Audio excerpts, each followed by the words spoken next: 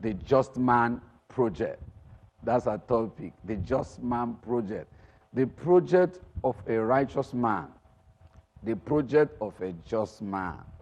So we're going to take a scripture right away from book of Psalm, chapter 37. Psalm 37 from verse 24 to 20, from verse 23 to 24. Psalm chapter 37, 23 to 24. Now, look at what you're going to see there. It's there on the screen right now. And it said, the step of a just man, or a good man, or a righteous man, is ordered by the Lord. Here he goes. He delights in his ways. Furthermore, verse 24, it says, though he fall, he shall not actually be cast down, for the Lord will uphold him with his hands. That is to say, even though you're a just man, doesn't mean you're not going to encounter failures.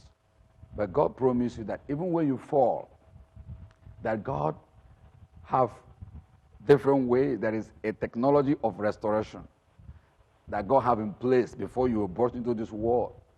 Technology of atonement that he's going to use to bring you back, to restore you.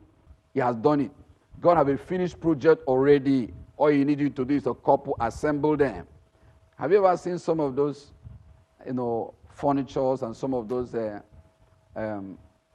properties and some of the things that we use it that you need just a couple. They have all been put in place. They have been properly constructed, but they are dismembered, disassembled, given to you to go and assemble them. When you purchase them in the place they are selling them, you go home, you begin to couple them together. That's how your destiny is. Your destiny has been decided by your Creator.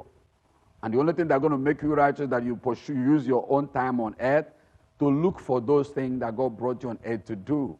That's what Scripture says. Whatever a man do, he should do it as unto God, not unto man, everywhere you find yourself.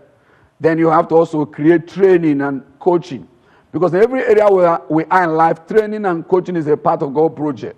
God is futuristic in mind. God is generational in thinking. So he would like you to use where you are. If a businessman, a trader, and you are privileged to discover a particular business, God expects you to train others in that business. If you are blessed in any form, you become a shepherd or become a pastor or become a priest or a religious leader, God expects you to use that position to train others.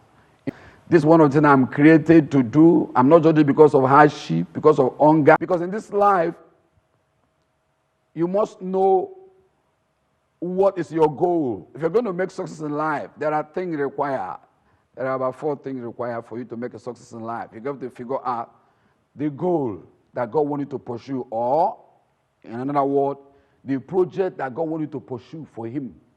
When you figure it out, then you're going to seek to find out what it's going to take to achieve that project or that goal.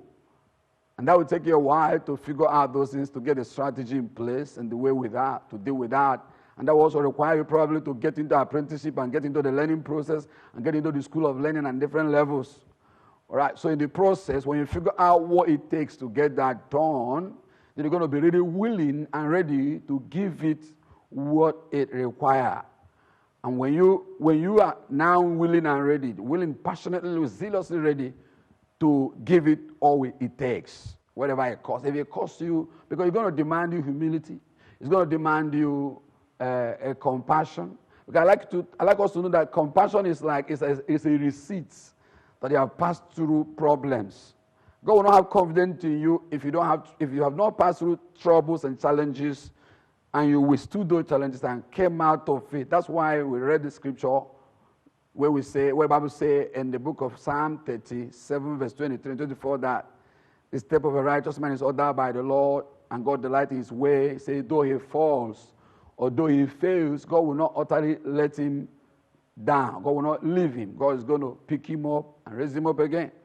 So because God wants you to experience failure sometimes, so that you know how you feel, so you don't mock those who fails, so that you have a genuine compassion. Genuine compassion is a product of somebody's gratitude to God for delivering you from challenges you've gone through, from difficult time you've gone through. So I don't know right now if you're going through difficulty, if you are going through challenges at the moment, but I can assure you that some of those challenges you're going through are for reasons best known to God to instill in you what we call a disciplined compassion, a compassion that is based on principle, not on emotion. Emotional compassion is temporal. Someone can be compassionate towards you emotionally today, and tomorrow is going to insult you for what he has done for you. But when somebody give you compassion out of principle, that means out of his divine obligation,